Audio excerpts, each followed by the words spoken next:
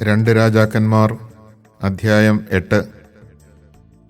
താൻ പുനർജീവിപ്പിച്ച കുട്ടിയുടെ അമ്മയോട് എലീഷ പറഞ്ഞിരുന്നു, നീയും കുടുംബവും വീട് വിട്ട് കുറച്ചുകാലം എവിടെയെങ്കിലും പോയി താമസിക്കുക.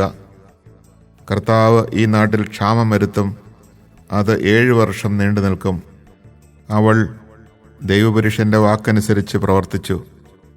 അവളും കുടുംബവും ഫിലിസ്ത്യരുടെ നാട്ടിൽ പോയി 7 കൊല്ലം താമസിച്ചു. അതിനുശേഷം അവൾ മടങ്ങി വന്ന് രാജാവിനോട് തൻ്റെ വീടും ഭൂമിയും തിരികെ തരണമെന്ന് അപേക്ഷിച്ചു. എലീഷ ചെയ്ത വൻ കാര്യങ്ങൾ അവൻ്റെ ഭൃത്യൻ ഗഹസിയോട് രാജാവ് ചോദിച്ചറിയുകയായിരുന്നു. എലീഷ മരിച്ചവനെ ജീവിപ്പിച്ച കാര്യം അവൻ രാജാവിനോട് പറഞ്ഞുകൊണ്ടിരിക്കെ ജീവൻ വീണ്ടു കിട്ടിയ കുട്ടിയുടെ അമ്മ രാജാവിൻ്റെ അടുത്ത് വന്ന് തൻ്റെ വീടും ഭൂമിയും ആവശ്യപ്പെട്ടു. ഉടനെ ഗഹസി, രാജാവേ, ഇവളുടെ മകനെയാണ് എലീഷ പുനർജീവിപ്പിച്ചത് എന്ന് പറഞ്ഞു. രാജാവ് ചോദിച്ചപ്പോൾ അവൾ വിവരം പറഞ്ഞു. അവളുടെ വസ്തുവകകളും നാടുവിട്ടപ്പോൾ മുതൽ ഇന്നുവരെയുള്ള അവയുടെ ആദായവും അവൾക്ക് തിരികെ കൊടുക്കാൻ രാജാവ് ഒരു സേവകനെ നിയോഗിച്ചു. അക്കാലത്ത് എലീഷ ദമാസ്കസിലെത്തി. സിറിയ രാജാവായ ബെൻഹദാദ് രോഗഗ്രസ്തനായിരുന്നു. ദൈവപുരുഷൻ വന്നെന്ന് അറിഞ്ഞ് രാജാവ് ഹസായേലിനോട് പറഞ്ഞു, നീ ഒരു സമ്മാനവുമായി ചെന്ന് ഞാൻ രോഗവിമുക്തനാകുമോ എന്ന് കർത്താവിനോട് ആരായാൻ ദൈവപുരുഷനോട് അഭ്യർത്ഥിക്കുക. അവൻ ദൈവപുരുഷനെ കാണാൻ ചെന്നു. ദമാസ്കസിൽ നിന്ന് 40 ഒട്ടകച്ചുമട് സാധനങ്ങൾ സമ്മാനമായി എടുത്തിരുന്നു. അവൻ വന്ന് എലീഷായോട് പറഞ്ഞു, നിന്റെ മകൻ സിറിയ രാജാവായ ബെൻഹദാദ് താൻ രോഗവിമുക്തനാകുമോ എന്നറിയാൻ എന്നെ നിന്റെ അടുത്ത് അയച്ചിരിക്കുന്നു. എലീഷ പറഞ്ഞു, തീർച്ചയായും രോഗവിമുക്തനാകുമെന്ന് പോയി അറിയിക്കുക. എന്നാൽ അവൻ നിശ്ചയമായും മരിക്കുമെന്ന് കർത്താവ് എനിക്ക് വെളിപ്പെടുത്തിയിരിക്കുന്നു. അവൻ അസ്വസ്ഥനാകുവോളം എലീഷ കണ്ണിമയ്ക്കാതെ അവനെ നോക്കി നിന്നു. പിന്നെ കരഞ്ഞു. ഹസായേൽ ചോദിച്ചു, പ്രഭോ, എന്തിനാണ് അങ്ങ് കരയുന്നത്? അവൻ പറഞ്ഞു, നീ ഇസ്രായേൽ ജനത്തോട് ചെയ്യാനിരിക്കുന്ന ക്രൂരത ഓർത്തിട്ട് തന്നെ. നീ അവരുടെ കോട്ടകൾക്ക് തീ വയ്ക്കുകയും അവരുടെ യുവാക്കന്മാരെ വാളിനിരയാക്കുകയും അവരുടെ പൈതങ്ങളെ അടിച്ചു കൊല്ലുകയും ഗർഭിണികളുടെ ഉദരം പിളർക്കുകയും ചെയ്യും. ഹസായേൽ ചോദിച്ചു, നിസാരനായ ഈ ദാസന് ഇത്രയെല്ലാം ചെയ്യാൻ കഴിയുമോ? എലീഷ പ്രതിവചിച്ചു, നീ സിറിയയിൽ രാജാവാകുമെന്ന് കർത്താവ് എനിക്ക് വെളിപ്പെടുത്തിയിരിക്കുന്നു. അനന്തരം അവൻ തൻ്റെ യജമാനൻ്റെ അടുത്തേക്ക് മടങ്ങി. യജമാനൻ ചോദിച്ചു, എലീഷ എന്തു പറഞ്ഞു? അവൻ മറുപടി പറഞ്ഞു, അങ്ങ് നിശ്ചയമായും സുഖം പ്രാപിക്കുമെന്ന് പറഞ്ഞു. പിറ്റേ ദിവസം അവനൊരു പുതപ്പെടുത്ത് വെള്ളത്തിൽ മുക്കി രാജാവിൻ്റെ മുഖത്തിട്ടു. അങ്ങനെ അവൻ മരിച്ചു. ഹസായേൽ രാജാവായി. ഇസ്രായേൽ രാജാവായ ആഹാബിൻ്റെ പുത്രൻ യോറാമിൻ്റെ 5-ാം ഭരണവർഷം യൂദാ രാജാവായ യഹോഷാഫാത്തിൻ്റെ പുത്രൻ യഹോറാം ഭരണമേറ്റു. അപ്പോൾ അവന് 32 വയസ്സുണ്ടായിരുന്നു. അവൻ 8 കൊല്ലം ജെറൂസലമിൽ ഭരിച്ചു. ആഹാബിൻ്റെ ഭവനം ചെയ്തതുപോലെ തന്നെ അവൻ ഇസ്രായേൽ രാജാക്കന്മാരുടെ വഴികളിൽ നടന്നു. കാരണം ആഹാബിൻ്റെ പുത്രിയായിരുന്നു അവൻ്റെ ഭാര്യ. അവൻ കർത്താവിൻ്റെ മുൻപിൽ തിന്മ പ്രവർത്തിച്ചു. എങ്കിലും കർത്താവ് തൻ്റെ ദാസനായ ദാവീദിനെ പ്രതി യൂദായെ നശിപ്പിച്ചില്ല. കാരണം അവനും അവൻ്റെ പുത്രന്മാർക്കും പിൻഗാമി അറ്റുപോകുകയില്ലെന്ന് അവിടുന്ന് വാഗ്ദാനം ചെയ്തിരുന്നു. അവൻ്റെ കാലത്ത് ഏദോം യൂദായുടെ കീഴിൽ നിന്ന് ഭിന്നിച്ച് സ്വന്തമായി ഒരു രാജാവിനെ വാഴിച്ചു. അപ്പോൾ യഹോറാം രഥങ്ങളോടുകൂടി സയീറിലേക്ക് കടന്നു. രാത്രിയിൽ അവനും രഥസൈന്യാധിപന്മാരും തങ്ങളെ വളഞ്ഞ ഏദോമ്യരെ ആക്രമിച്ചു. യൂദാ സൈന്യം തോറ്റു പിൻവാങ്ങി. അങ്ങനെ ഏദോം യൂദായുടെ ഭരണത്തിൽ നിന്ന് ഇന്നോളം വിട്ടുനിൽക്കുന്നു. ലിബ്നായും കലഹിച്ചു. യഹോറാമിൻ്റെ മറ്റ് പ്രവർത്തനങ്ങൾ യൂദാ രാജാക്കന്മാരുടെ ദിനവൃത്താന്തത്തിൽ രേഖപ്പെടുത്തിയിട്ടുണ്ടല്ലോ. യഹോറാം മരിച്ചു. പിതാക്കന്മാരോടൊപ്പം ദാവീദിന്റെ നഗരത്തിൽ സംസ്കരിക്കപ്പെട്ടു. പുത്രൻ അഹസ്യ ഭരണമേറ്റു. ഇസ്രായേൽ രാജാവായ ആഹാബിൻ്റെ പുത്രൻ യോറാമിൻ്റെ 12-ാം വർഷം യൂദാ രാജാവായ യഹോറാമിൻ്റെ പുത്രൻ അഹസ്യ വാഴ്ച ആരംഭിച്ചു. അപ്പോൾ അഹസ്യായ്ക്ക് 22 വയസ്സായിരുന്നു. അവൻ ജെറൂസലമിൽ 1 വർഷം ഭരിച്ചു. അത്താലിയ ആയിരുന്നു അവൻ്റെ അമ്മ. അവൾ ഇസ്രായേൽ രാജാവായ ഓമ്രിയുടെ പൗത്രിയായിരുന്നു. അഹസ്യ ആഹാബിൻ്റെ വഴികളിൽ നടന്നു. ആഹാബിൻ്റെ ഭവനം ചെയ്തിരുന്നത് പോലെ കർത്താവിൻ്റെ മുമ്പിൽ അവനും തിന്മ ചെയ്തു. കാരണം ആഹാബിൻ്റെ ഭവനത്തോട് അവൻ വിവാഹം വഴി ബന്ധപ്പെട്ടിരുന്നു. അവൻ സിറിയ രാജാവായ ഹസായേലിനെതിരെ യുദ്ധം ചെയ്യാൻ ആഹാബിൻ്റെ പുത്രൻ യോറാമിനോടുകൂടെ റാമോത്ത് ഗിലെയാദിൽ പോയി.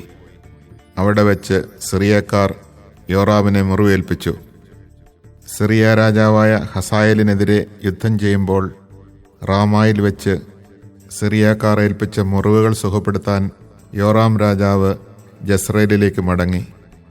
യൂദാ രാജാവായ യഹോറാമിൻ്റെ പുത്രൻ അഹസ്യ അവനെ സന്ദർശിക്കുന്നതിന് ജസ്രയേലിൽ ചെന്നു. Chapter 8. Elisha once said to the woman whose son he had restored to life, "Get ready, leave with your family, and settle wherever you can, because the Lord has decreed a 7-year famine which is coming upon the land." The woman got ready and did as the man of God said, setting out with her family and settling in the land of the Philistines for 7 years. At the end of the 7 years, the woman returned from the land of the Philistines and went out to the king to claim her house and her field. The king was talking with Gehazi, the servant of the man of God. "Tell me," he said, "all the great things that Elisha has done." Just as he was relating to the king how his master had restored a dead person to life, the very woman whose son Elisha had restored to life came to the king to claim her house and field. "My lord king," Gehazi said, "this is the woman, and this is that son of hers whom Elisha restored to life." The king questioned the woman, and she told him her story.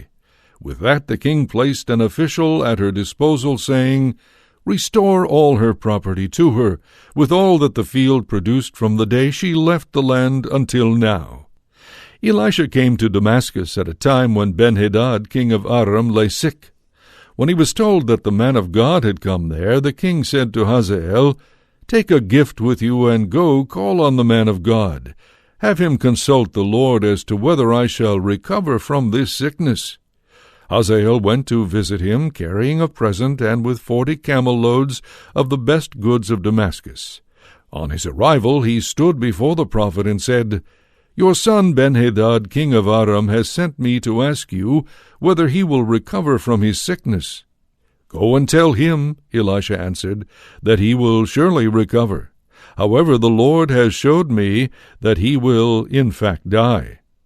Then he stared him down until Hazael became ill at ease. The man of God wept, and Hazael asked, "Why are you weeping, my lord?" Elisha replied, "Because I know the evil that you will inflict upon the Israelites. You will burn their fortresses, you will slay their youth with the sword, you will dash their little children to pieces, you will rip open their pregnant women." Hazael exclaimed, "How can a dog like me, your servant, do anything so important?" "The Lord has showed you to me as king over Aram," replied Elisha. Hazael left Elisha and returned to his master. "What did Elisha tell you?" asked Ben-Hadad. "He told me that you would surely recover," replied Hazael. The next day, however, Hazael took a cloth, dipped it in water, and spread it over the king's face, so that he died. And Hazael reigned in his stead. In the 5th year of Joram son of Ahab, king of Israel, Jehoram son of Jehoshaphat, king of Judah, became king. He was 32 years old when he began to reign, and he reigned 8 years in Jerusalem.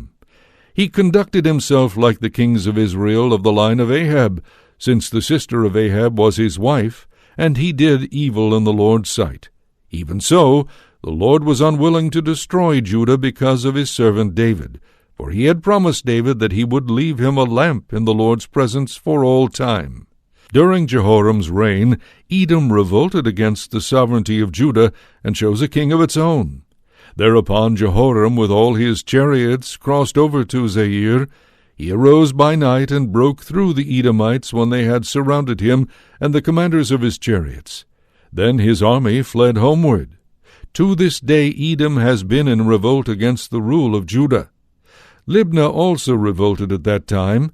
The rest of the acts of Jehoram with all that he did are recorded in the book of the Chronicles of the kings of Judah. Jehoram rested with his ancestors and was buried with them in the city of David. His son Ahaziah succeeded him as king. Ahaziah, son of Jehoram, king of Judah, became king in the 12th year of Joram, son of Ahab, king of Israel.